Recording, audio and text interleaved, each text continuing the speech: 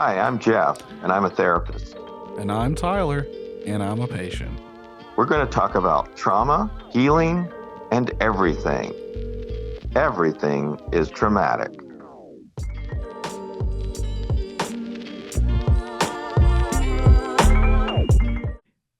Oh, we don't have to go right into it. I wasn't even thinking about the podcast. I was just thinking about talking about. Well, you guys. I mean, oddly enough, it's sort of the same thing, isn't it? Yeah, like the difference. It really is. I mean, either way, it's going to be solely from our perspective and, only what we've seen and, witnessed secondhand. But yeah, it's the best we can do with what we have right now. Yeah. But y'all are definitely closer to it than I am. I mean, you're actually moved out of your home because of the flooding. Sure. Yeah. Yeah, in, the best way possible, for sure. Yes. Yeah, I mean, you are affected in a way and just inconvenienced, but you are not in danger and you are not. Yeah, you didn't lose everything you owned and that kind of thing. It's pretty much totally fine.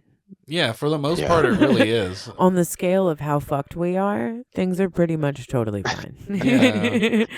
But comparatively, I mean, when the water started rising, you don't know, and you just know you have to leave, and then it's just a weird thing to actually be told or figure out. I got to get out of here because I may be unsafe.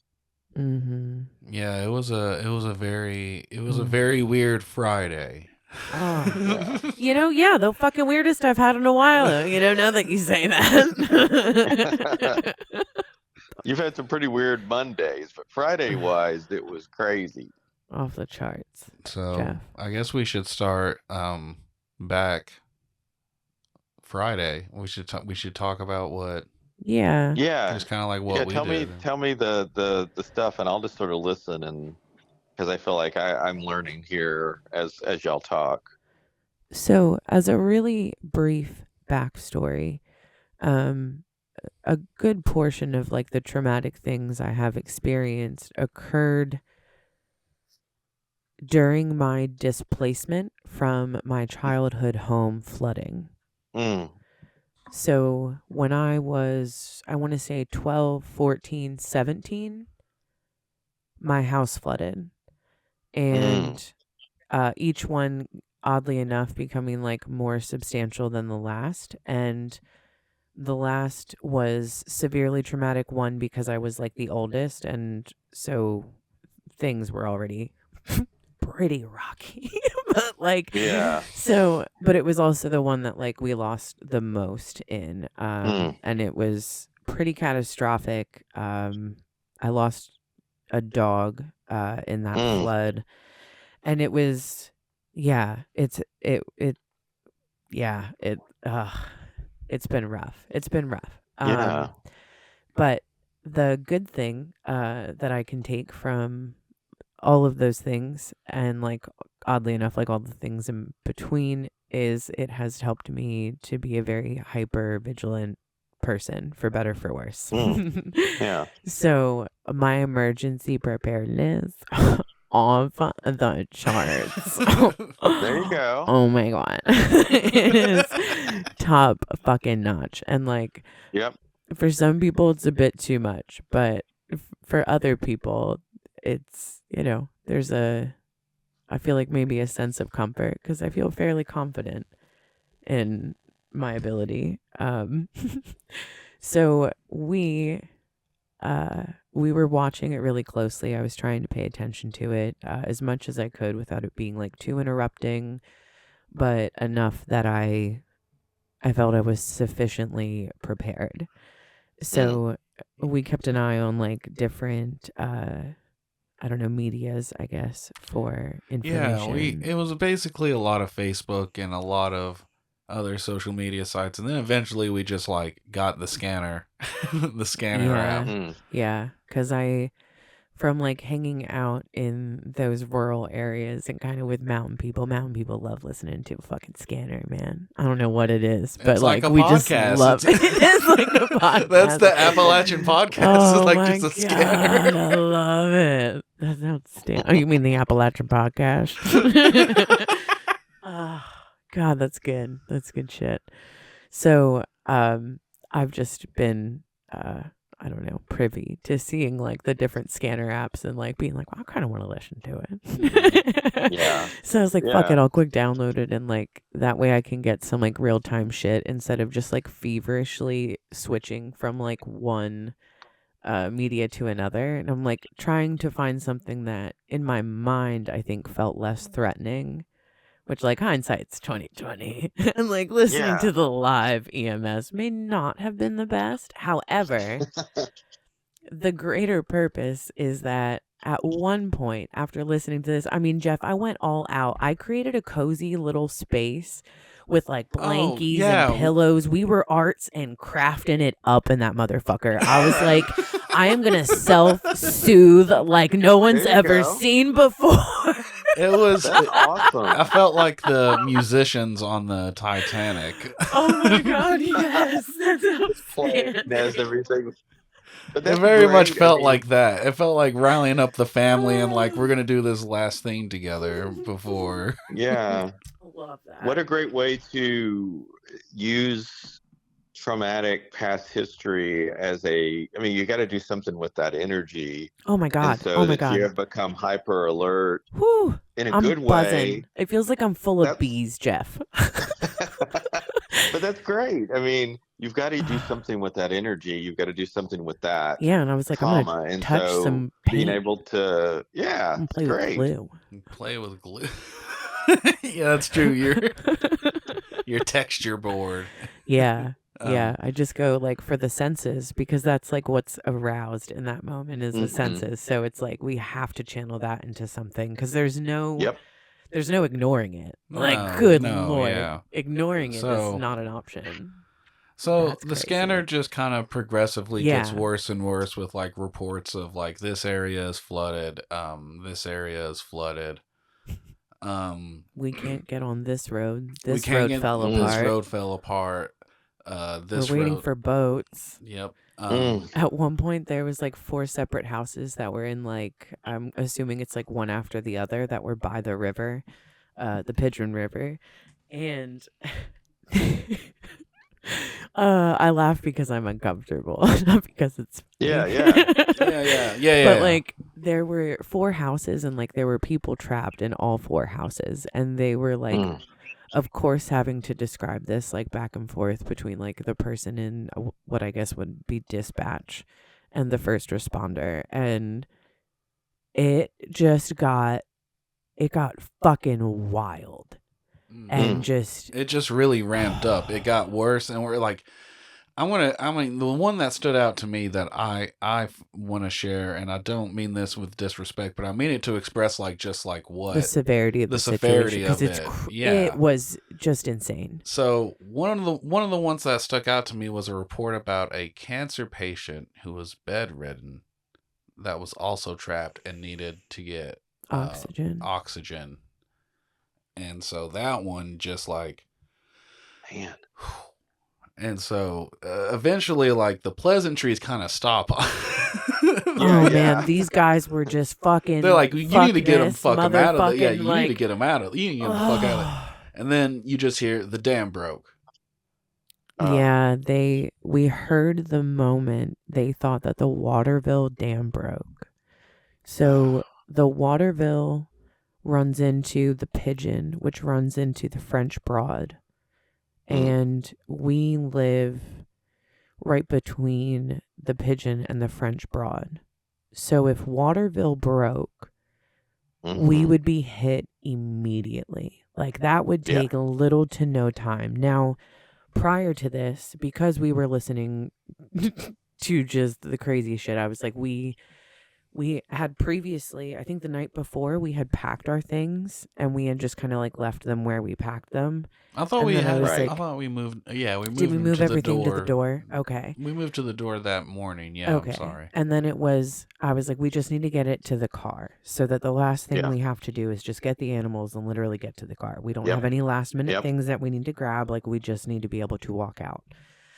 So we started doing that, and that was as we were hearing that the dam broke. And I was like, okay, we're just going to go. We're just going to go now. Like, we already packed pretty much everything. Like, grab the last few things. We can be out of here in 5 minutes. Mm-hmm. Because that would have been awful. Yeah. That would have been so how did you bad. know where to go? Did you know I just what went... was safe and not? You're just like, we're just going to go away from where the water may be coming from. Yeah, because eventually that would run into Douglas Lake. That would all go there. And Douglas Lake was already pretty high. So, and then Douglas Dam could also break. And if Douglas Dam broke, that would reach, I believe, as far as Knoxville. Oh, So man. you have to, like, just imagine all that, like, pent up water and all that debris just trying its best to, like, run at this, like, really ferocious speed. It's just wild what, like, water can do. Mm-hmm. It's absolutely bananas. And you're right in what you said. Like, people just don't see it coming because it's just water. And you just don't know, like, how afraid you should be of water. Yeah. Like, even though we're made of it, you still be afraid. It's just... People have talked about, people should have been prepared. And it sounds like y'all were preparing, but I mean, I learned like that with the hard Asheville, way. You're in the mountains. You're 300 miles from the coast. You don't expect a hurricane to do what it did. No. You know. And it's just like building up, and I think the hurricane sort of changed a direction too. It was like it was not expected to hit those areas so hard. And so when Asheville gets 24 inches of rain, you know, it's got to go somewhere. And then you're right about the power of water. The videos I've been watching, it's just like a house is there and then it slowly starts moving. And it's just like, it's crazy. Yeah, it's like a fucking tennis ball in a swimming pool. Mm-hmm. Yeah. Like, it looks like a model. There's just this, like, effortlessness to it. Like, it's just perfectly buoyant. Yep. Like, yep. Who gave you the right? It just doesn't look like it could do what it does, but at the power and the amount of water, they said something like 3 trillion gallons or something of water was. Listen. Yes, Sandy, because you watched that, or you looked at about the Niagara Falls. Yeah, I don't remember. I can't cite my source. That's why I was, like, hesitant for a minute. I'm like, where did I read that? But what I read somewhere on the internet, which may or may not be true because I didn't look it up, but I would believe it. So it's reported that at its peak, Niagara Falls, its water runs at 700,000 gallons of water per second. Okay. Which is just really unfathomable. Yeah. But then they reported the Nolichucky running at twice that. 1.4 million gallons of water per second. And because Niagara Falls is massive. Where does it all go? Yeah, where does it all go? It just flows. It flows, baby. It flows. flows. And the crazy. Other thing was the ground was so dry too. Yeah, because we were like in a drought. Yeah, I mean, it's just so much. Oh, yeah. I mean, the death tolls and the death tolls are horrible. The damage done to things is horrible, but it's just like missing people absolutely kill me. Yeah. I just.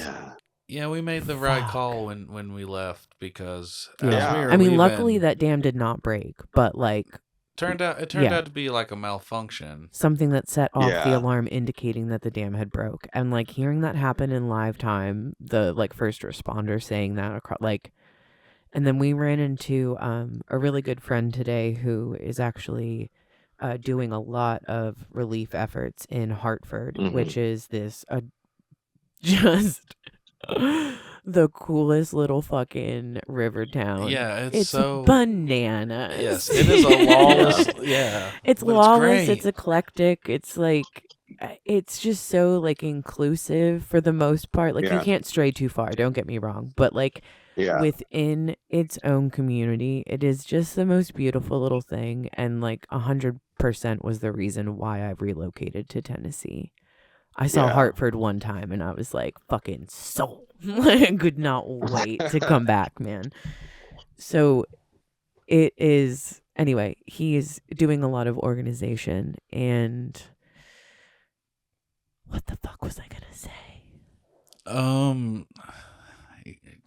Well, we were going to talk about... I was going to talk about Dylan. Yeah. What did he tell me today? Oh, his recounting of learning about the dam, because I shared my experience, and his was that he was inside of the Newport Walmart when this became like mass knowledge, and he said people were just like running out of Walmart, and the cops were driving around Newport like over their their fucking radio. Yeah. What am I looking for? Like microphone Speakers. Speaker. Yeah. They were just yelling like, the dam broke. Get the fuck out. Like, you need to fucking go. The dam has broken. Get the fuck out. Well, as we and I mean, even though it didn't break, it was probably good that there was that much, I guess, panic in the sense of you need to go, because even though it didn't break, there was a lot of water coming. I mean, I saw people on, it may have been a different city, but on a roof of a hospital. Oh, that was like patients. Unico. Okay. Is that near y'all? Not exactly. I looked it up at the time. I'm not exactly sure how far it is. Gotcha. But I did see that. That was just insane. And I think the thing that, I mean, it's better to be prepared and to sort of not panic, but go ahead and like, we're going to get out of here, because people think they're going to be okay. Yes. And then they think they're going to drive through it. Yes. And you can't drive through much water because your car's going to float. Right. I've driven through like just some like local flooding. You just get cocky and you're like, I can do this, but you drive a little bit in, you feel your car start to float. You just don't think it's going to float because it's so heavy. And I was just like, I'm backing out of this. But people are just like, oh, I'll make it through that. And then their cars get. Yep. And then they float away. Yep. Then they just float on. They do. Just like you said, like a tennis ball. Yeah. Yeah. Like nothing. And nothing stops it. There's nothing going to stop it. And you can't get out of the car because you'll get swept away. I mean, oh my God, just, yeah.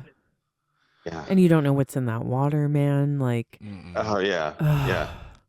Snakes and everything. Snakes. it kind of settled in for me when we were leaving, and part of I-40 East was like starting to flood and like reach to the other side on 40 West right there, or not. Yeah. So and at one point, our neighbor toward the end of us had stayed back. She didn't leave the apartments, and I had messaged her to see if there was any issue, if they had stayed, if they left. And she had said, luckily there was no water, but I guess, I don't know, some sort of emergency response did come by and just check on everything, and told her at that point, like, you're just gonna have to stay put because there's no way out. Yeah. Are you fucking kidding me? Well, because you really do not think it's going to happen in the mountains. You really do not think it's going to flood. Like, I don't know. Like, I guess that maybe that's just always what, like, I have been brought up to believe, but no one expected North Carolina, Tennessee, Georgia to be affected by this hurricane. No, we usually get some water. We get rain. Right, but it and doesn't it do passes through. that level. It doesn't do Florida level devastation. Yeah, it does. It does not. In the No, Appalachia. Never. You don't get 24 inches of rain either. You get a couple of days of stormy, rainy kind of stuff, and then it's gone. We never, nothing ever, we don't get that much snow. Weather is sort of, we don't really get tornadoes, although we sometimes do, but not a lot, Yeah. Yeah. But I mean, people in Florida go through these every year, and some of them stay put. Those fucking They're like, no, I'm gonna masochists. write it out. It's like, did you hear the guy that said, and it was one of the sheriffs or somebody, and he said, if you're going to stay, and it was some of the areas that were right on the coast where the hurricane was going to hit, he said, write your name and your social security number on your leg. Yeah. So that we can identify you once we come back to get you, because you're going to die. Yeah. I mean, that's absolutely valid. And like, it's so, I feel like people in Florida should certainly know better not to like victim blame the people of Florida, but like, don't victim blame Florida. I'm not victim, but it's expected. And I guess maybe you just kind of get numb to like all the threats and just assume. Because sometimes they say it's going to be really bad, and then it doesn't, know? And so, right. I mean, this is, I think, another crazy kind of piece, and we don't have to go this direction, but it's gotten to the point where we don't trust the media, including the weather sometimes. And so it's like, oh, it's not going to be that bad, because sometimes the weather gets it wrong.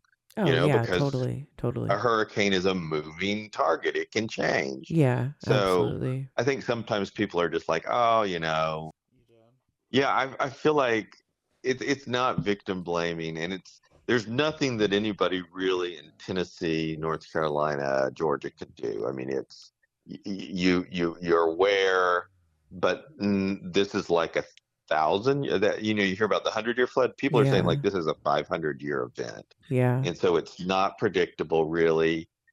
It was like it had to perfectly line up, and things had to happen in a certain way for it to be this devastating. Yeah. Jinx. And it's crazy, like, to see,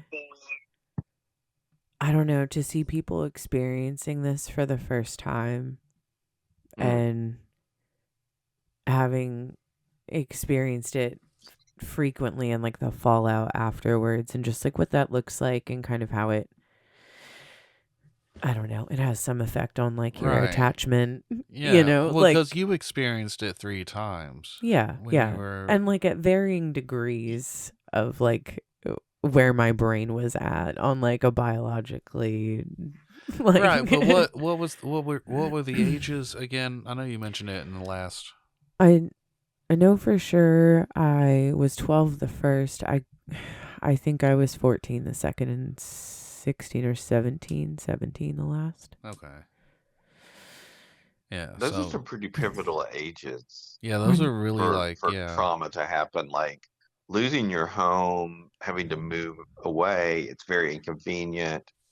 You're trying to be a teenager, grow up, and that's just incredibly traumatic. At any time, but those ages are tough ages anyway. Yeah, I was a therapist at one point in my life pointed out that like I have a timeline for any event, and it's like after the first flood, after the second flood, well, before the third flood, or after the third flood, like it just became an absolute pillar in my foundation. Yeah. Like it couldn't not be, because it is such a significant event. And I expressed gratitude to Tyler yesterday, I believe. Like all of those times I had no control over the situation. I had no control of when we left, or how we left, or where we went, or for how long. I think that's another thing that is hard about this kind of event is that, like there are certain things we have control over. This kind of thing you have no control over. There's nothing you can do. Once that water starts moving, you can't stop it. It's going to come. You can't move where it's fast going to enough. go, and you just can get out of its way. That's the only power you have.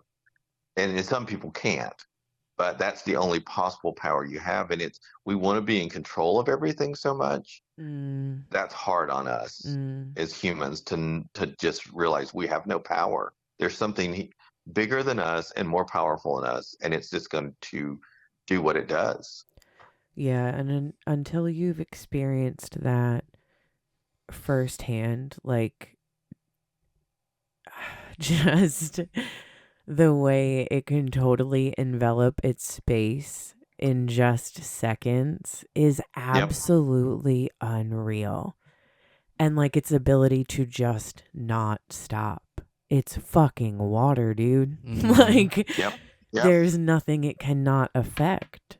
Yeah, it trumps anything. Yeah. It really, like, rock, paper, scissors, flash flood. Yeah, it totally beats fire, obviously. No, but I will say, I think one of the most comforting things is that I believe it was last year, we had forest fires in our area, and that was the first time I experienced a forest fire. And I was like, oh, what irony. But so we kind of got to see a lot of our rescue squad in action, our town of Newport. They have the Newport Rescue Squad, and they were unbelievable. The response to Newport and its surrounding areas, to the Smokies, for hours on end, like days on end, weeks on end, their ability to like update the community, like to stay on top of everything, to make sure that like the information was getting to rural areas was just outstanding. And like how invested the community is to see to it that the people that do kind of live off grid and out of, I don't know, like available areas, accessible areas, they made sure that they're informed and have their necessities at the very least. So and a lot of these people are volunteer, they're or paid very, very poorly, and they are part of the community and they care about their community. And this is sort of hokey, but when you have something like this mass crisis, people they don't really think color, they don't think class, they don't think politics. It's like it simplifies everything. You're a person and you're in danger, and we're going to fix that. It's purely survival. And then eventually we go right back to where it was. But for those moments, it's like, we're going to get you. We're going to help you if we can. I feel. And so it's like an equalizer, Isn't there something that is sort of called out like in a therapeutic term for sort of like, I guess for a lack of better terms, like euphoria that comes after a traumatic event? Like maybe not euphoria, but like the motivation to progress. Like I feel as though I've heard like a terminology for that, but I feel like it's been recognized that there probably, I definitely is. I can't think of a term, but it's like, and I could be changing our tribes, right? So it's before crisis, and we saw this happen after 9/11. Before crisis, we're all in our little tribes. We're Republican, we're Democrat, we're Christian, we're pagan, we're whatever. And then after the crisis, then we are all victims of something, and we're working together to take care of each other. Yeah. That's our tribe then. Yeah, the common enemy. Yeah. I don't know if you ever read the Watchmen comic book, but that's sort of the whole. No. I don't want to give away the end, but I'll forget that's it sort of the idea. We're going to create a common enemy, right? So that we can save everybody else. Oh, I did watch The Watchmen. Yeah, who watches The Watchmen? Sandy. Who forgets she watches The Watchmen? I watched it like a bunch. That's what's real bad. I'll be like, oh, The Watchmen, and I totally forgot. I like watching men. Sorry. Oh, yeah, that's silly. Terrible. It's interesting because I mean, I'm sort of a news junkie, and for once this happened, all the politics gets pushed way down on the page. These are the headlines. These are the things people are thinking about. Yeah. And so it makes a lot of things just seem like, oh, this is not even something to worry about or think about, even though it might be. It's just like, I just got to get to a safe place. Yeah. And I got to figure out where I get water. And, whatever it is, we just come to those basic needs again. Sort of like a Maslow's hierarchy of needs things. Yeah. We go back down to those basic needs of we need safety, we need water. And then later on, we can go back to our different sort of belief systems and whatever. And you want to talk about a kind of people that are good at rebuilding their fucking communities? Talk about a goddamn Appalachian, man. They're out there with their fucking skid loaders and just like they're this and that and their whoop-de-doos. And like, I don't say that to be demeaning. I say that because I'm illiterate scum, but like, I don't know what the fuck they are, but they come in there and they just like rebuild roads like casually. And it's just like what they do. Like they just know how to do shit. Like they're well versed in many extremely useful trades. And they're just, it's just not even questioned. I had a client one time tell me that we didn't know how to do anything anymore. And I'm like, what are you talking about? And he's like, you can't go out in the woods. Most of us can't go out in the woods and survive because we don't have skills. We don't know how to build a tent, like a shelter. Some people do, but we don't know how to hunt, whatever. And these folks that are farmers and that are construction workers and builders and truckers and all these things, that skill is so valuable. Yeah. In this kind of situation, because that's what you need. You got to have to clean everything up and then rebuild everything. That's what you got to do. Yeah. Yeah, it's pretty extensive. Like I've seen photos of Asheville and it's really fucking bad. And I can't imagine like they were without like really any ability to, like no one could get to them and they couldn't get out. Like they were kind of like their own little island is kind of how I read it. And everything and anything had to go in via air. And I just, in a world of Amazon Prime, what the fuck do you do when everything's by air? You know, like what an intense situation. And like the people stuck on top of the hospital in that county I don't know how to pronounce, like they all had to be airlifted out. And I think there was maybe 50 or 60 of them, patients and staff that were stuck in this fucking hospital and just like waiting it out on the roof. Like, that's what I told Tyler. Like when we finally left, I was like, I don't want to be those people on the roof. Yep. I don't want to be waiting on the roof. Do not want to be waiting. And you know what you're doing is good for you and it takes care of you, but it also helps the people because they don't have to come get you. I put a They note. don't have to risk their lives to come get you. So listen. You help everybody by just getting out of it. And so Jeff, I am the mega boss of destruction. That's not what I wanted. Emergency preparedness. And people pleasing. Okay, I am A+ in both of these things. I have a little whiteboard that is magnetic, and I wrote "We evacuated," and I put it on my front door so that it was magnetically stuck to my steel door, letting them know that we've evacuated. Because heaven forbid they waste their time on me. That is so thoughtful and it's so useful. Yeah, dude, they gotta go. I might think about. They gotta go because I've not been through it. Yeah, it's a blessing and a curse because everything feels a little bit like an emergency. So, like, this is like it's sort of similar, but like people are saying, if you can vote early, and we're not going to talk about who to vote for, but if you vote early, then they can take you off their list because they're trying to get people to vote. So if you vote early, then there's less people they need to contact. So it's just sort of respectful of like, I'm going to get out of dangerous way and I'm going to let you know I'm gone. And that way they don't have to spend 15 seconds or 20 seconds or 5 minutes knocking on your door to check on you. So we were super prepared. Yeah. Yeah. We evacuated. Thanks. That's what the notes What is said. it? We evacuated. Thanks. We should have have a good day. Smiley Stay face. safe. Like I Stay could have. No, it face. just sounded thanks. Thoughts and prayers. I don't I would know. never.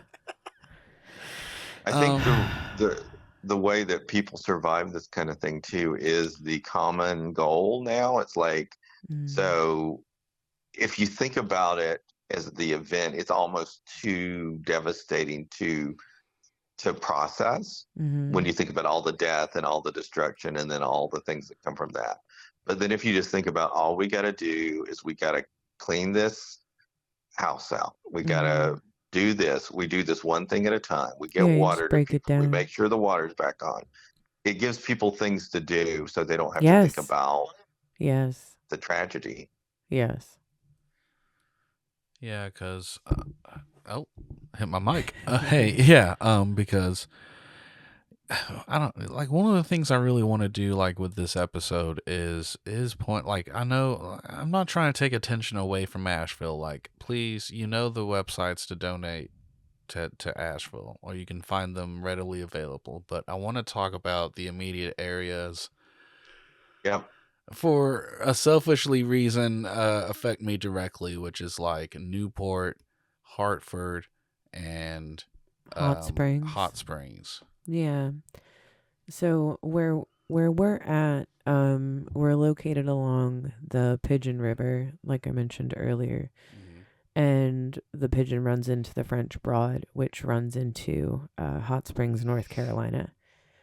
And Hartford and Hot Springs are two towns that are somewhat similar in nature, where they are solely dependent on the rafting community. Yeah. They run seasonally most of the time, and the people that live in those communities live very rural, typically pretty humble lives. What I find that they have in common is that the people there are just kind of natural weirdos in the most wonderful sense. They are incredibly, in my opinion, I think they're super brave for just not conforming to what society views as successful, because they have a really beautiful lifestyle. And it is, unfortunately, it's difficult. It's a really difficult thing to do, to kind of budget and learn to live in a way that does not go outside of your means. So they don't have a lot, but what they have is vital, because there is nothing else. And there's no credit, and there's no excessive warranties and insurance policies. We have people that are surviving on the bare minimum. Cott County itself is one of the poorest counties in the country, and it has one of the highest recidivism rates. So it's a lot of people just trying their best, and unfortunately, we just don't really know what's happening. The government takes the time that it does to respond to such things, and unfortunately the destruction is wide and it's vast and it affects a lot of people. So it just has like a trickle down effect, right? Like they get to the largest areas, the most impacted, and it just kind of works its way down. But people need to eat like today and tomorrow. And so fortunately we have just such a killer community.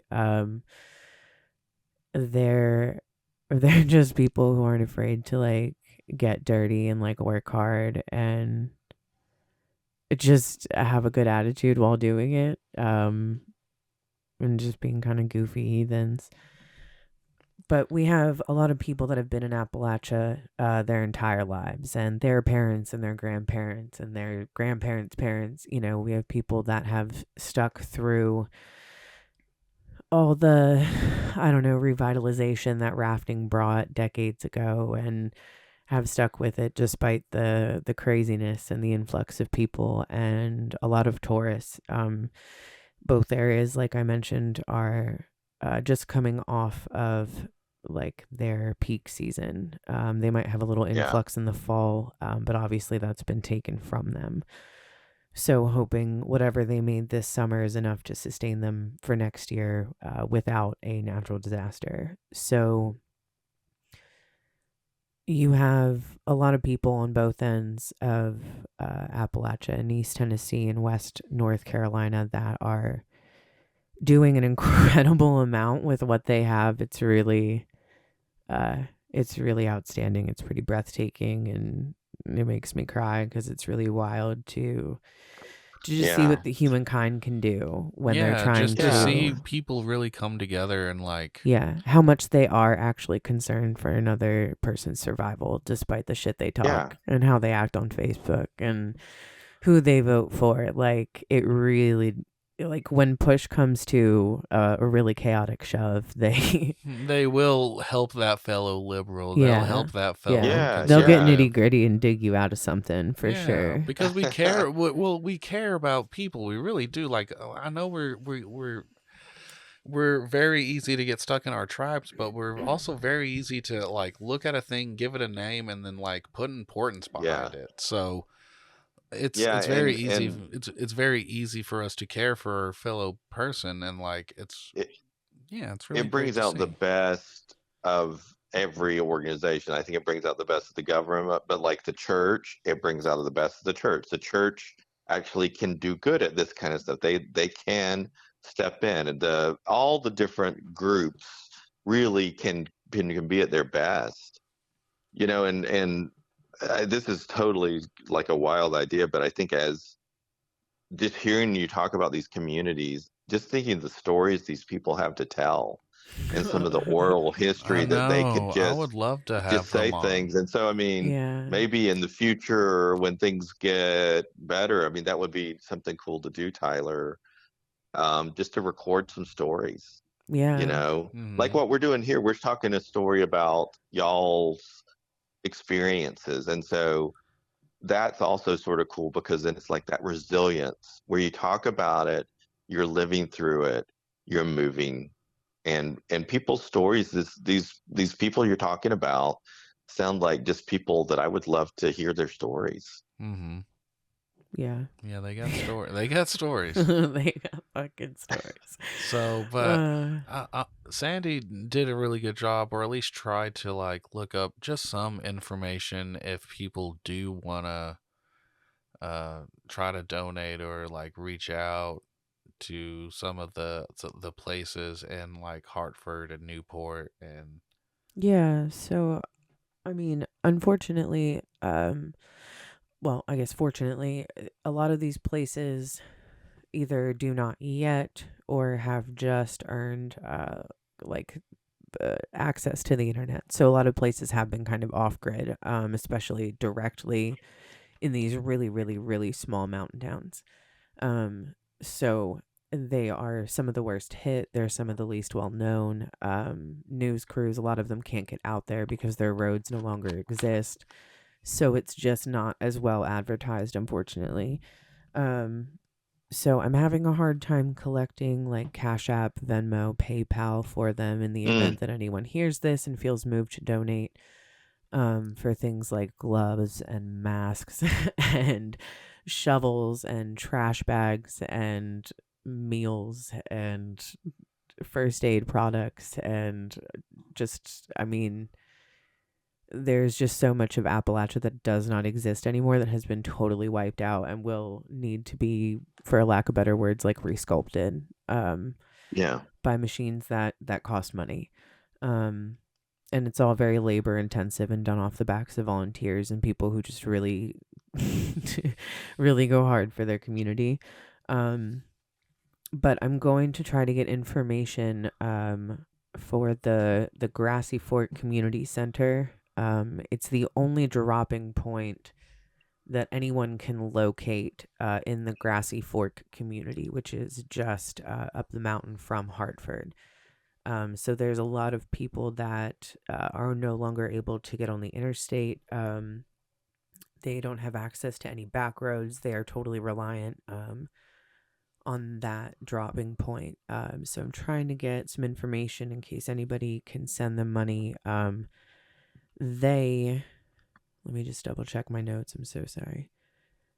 No, that's okay. They are Yeah. in desperate need for a new roof. They're having roof problems, and they are serving meals and providing different things for that area.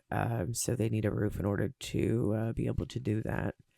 So I'm sure I've seen an obscene, in the best sense of the word. I've seen so many posts online, like in all of the community groups, about people donating different services. I've seen someone donating their, what was his name? Oh, Hartman Well Service in Limestone, Tennessee. He's donating, he's able to chlorinate people's wells at their homes.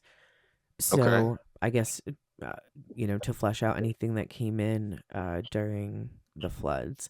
So he was, I believe, does that for a living, obviously, if he's Hartman Well Service. But he, like, that's just wild. Like, that probably, I'm Yeah. sure it's not like, maybe it's not super hard, but like, it would be time consuming, and gas, Yeah. obviously, like, is rough. And And they're it's talking, obviously needed yeah, because for people sure. need water. Yeah, yeah, yeah. Um, and And there's also, and being that Grassy Fork is so close to Hartford, anything that Grassy has, Hartford has, and vice versa. They will kind of share the pot yeah. between those two communities. I know in Hartford specifically, there is the Bean Trees Cafe. I do not have any direct information from them. I used to work for them, actually. And it was a super cool job. They were right on the river. Literally, their back Mm. deck looked over the river. So you can imagine that that place is totally annihilated, and it's such like Yeah. it's a really sweet little beacon for that community, and is like a really good congregation space. They hold events and like music, and they're really good to the raft guides. And the raft guides are obviously essential to that town running, and have provided a really killer experience for families for like a super long time. So if you look up the Bean Trees Cafe, they're on Facebook. I'm sure they have a Cash App or a Venmo. I'll work on that. And then in Newport, which is the downtown area, which is unfortunately where a great deal of the houseless population Mm. lives and spends their time, it is also a pretty um, uh, drug accessible area. There's a Yeah. lot of businesses downtown that carry Narcan, just to be on the safe side. It's a town that downtown space that they're like trying to revitalize. There's like a couple new businesses. Our favorite coffee in the entire world, which is Snowbird Mountain Coffee Co. They just built this beautiful brick and mortar store after operating Mm. out of a trolley for like years, and it was the most like beautiful, moody, like Mm-hmm. super chill spot. And they Mm. were doing events, and they're just like, I've never had a bad experience there. I've never had a barista that did not have a smile on their face, and like Mm. they were just lovely. And like, they obviously didn't have flood insurance. They never would have thought that they needed it. Sure. There's also like churches that used to do food drives and food banks. I know, I've gone to them, and like they were Yeah. totally underwater and wiped out. So there's just so much destruction downtown. It's intense. And they are definitely dealing with a lot. There was just some really poor communities that lived almost level with the river then. So it's just, it's rough. So one thing that existed prior to this is Feed My Sheep Ministries. You can also find them on Mm. Facebook. I don't have any other sources for them right now, but Feed My Sheep Ministries in Newport, Tennessee. They've been providing mobile showers. They've had food trucks come in and like donate food to everyone. I will also put Mm. that in like the description of the episode in case you want to like check out those food trucks in your area. Maybe donate to them after we get everything else handled, or at least give them your business one day if you're in that area. And Feed My Sheep has also provided things like baby formula and hot food. They do like 2 or 3 meals a day, so they're feeding everyone. They've had Mm. hotspots for internet. Like, they've done a good deal of support. And I know Cott County had established kind of like a stopping point, or not a stopping point, but like an unloading point in Newport. But I think they are pretty well topped off. One town that really, really needs help is Hot Springs. I do not have any information on them right now. I have posted in their Hot Springs community board, which I was a member of. So I'm waiting for someone to maybe reply with that. Trying to get information on a couple places. My cousin, our neighbor, actually worked at a business in Hot Springs that was devastated, demolished, whatever you want to fucking call it. So he may have contact information on who I can get things to in Hot Springs. But just in the event that anyone with a little extra money listens to this and feels compelled, it doesn't matter the amount, it doesn't matter if it's a case of water. People just need a little extra. They've always needed it, and they definitely need it now. So we'll make sure there's an abundant amount of information in the description, and I'll do my best to update it with like all that information as I get it, for sure. That's amazing. And I think, this is like an ongoing thing, so it's gonna change. And so I think maybe doing some more of these talks and like where we are is just like, where y'all are following sort of when you start be able to go back home and have water and things, but also keeping up with the way things are going, because I think these little towns get lost because nobody thinks about them until the end. So they're in the big areas and trying to help, but they're down in Asheville and they're doing this and this and this, and so it's going to trickle to these smaller areas more slowly. Yeah, and those small towns are usually the ones that have the workers for those big towns. So that's something to think about too. I don't mean excuse me. I don't mean that in a dick way. I'm not trying to be a dick. But I guess I really also wanted to just like express that, like, I've had so many like friends and family reach out. Jeff checks on me daily, and it's just nice. It's in the contract, man. It's in the contract, unfortunately. I know we gotta have corporate come down too. But yeah, I think there's so many ways to help. I mean, money can help, but I think the work you're doing, Sandy, is very important, because it's finding how to get the help to the people that need it. Because you can give to the Red Cross, and eventually the Red Cross is great and they're going to help people, but these people need it now, and they need help. Let's get to the immediate people that are right there instead of the ones who are trickling down. I just want to there's these people make a commitment to kind of be on the struggle bus like for an extended period of time, and like the only way to not be on the struggle bus is to like find a life that suits you, and like they're just people that live plainly, and they just are excited to be in the mountains and provide like, I don't know, sunshine to people, and they just want to adventure and explore, and they just have this like lovely energy. A lot of them do, and it's not everyone. Not everyone has a 5-star experience, but I mean, it's done so much for me, and I just think Hartford and Hot Springs both. We were just in Hot Springs like 2 weeks ago. Yeah, we went and saw a band. I love Hot Springs. They're just beautiful, and they're not overrun because they're just these small places, but they're outstanding, and they're just full of really genuine souls, and they need more attention. And it's not that no one else deserves it. They deserve it abundantly. Everyone deserves it abundantly. I just want to make sure that someone's talking about it. Yeah. Well, and those bigger areas are getting it, so they're going to get it. So they need a lot of help, but they're getting a lot of help. Yeah. And so these areas that people don't know about, some of these names I hadn't even heard as towns. So I mean, no one's heard of Hartford, not once in their life. I had heard of Hot Springs, and I'd heard of Lake Lure and Chimney Rock, but those are in But Yeah, yeah. and there's And so I think that's easy to forget those Boone, people. North Carolina. I should have been more prepared. I'll write them down as the weeks there's go by. also Del Rio. Oh, Del Del Rio got Rio. hit really Yeah. hard. So Del Rio is the town that is just before Hot Springs, coming from our house. Because we take the back road to get into Hot Springs, and it's beautiful. It's such a lovely drive. And it runs all along the French Broad.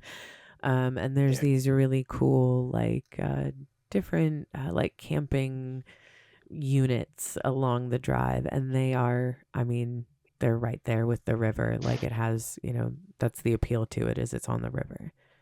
And kind of this redneck bar I've gone to a couple of times called the Barbarossa. They've had live music and like bands and different events, and it's just kind of rough and rowdy, but it's all right.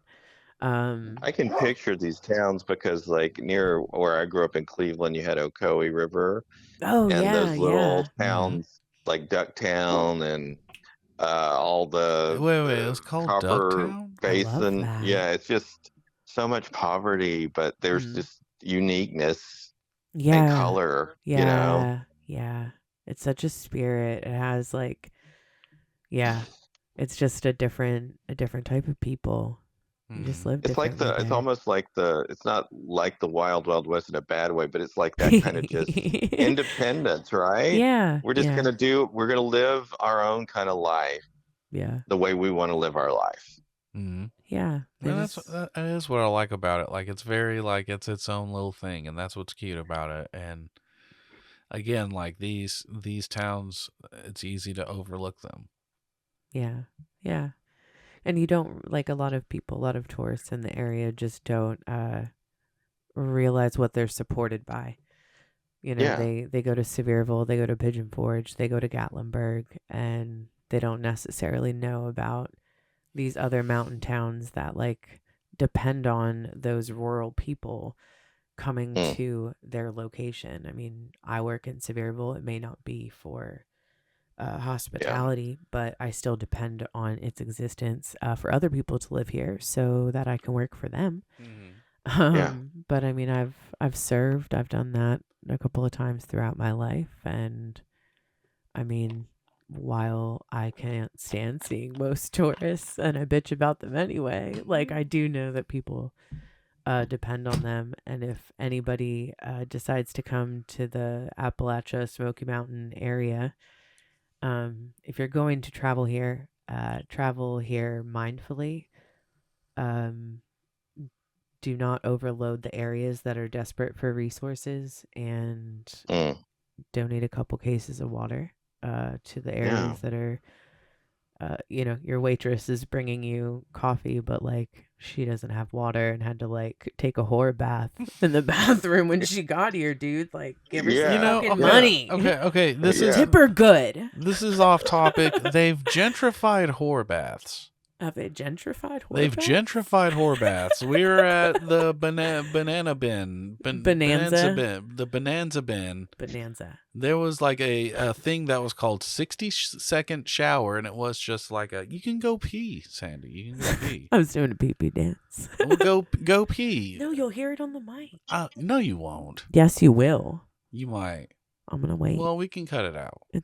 No, I don't want Jeff to hear me pee. Jeff will hear me pee. I can mute Jeff. Maybe we. Oh, no, we can't hear him.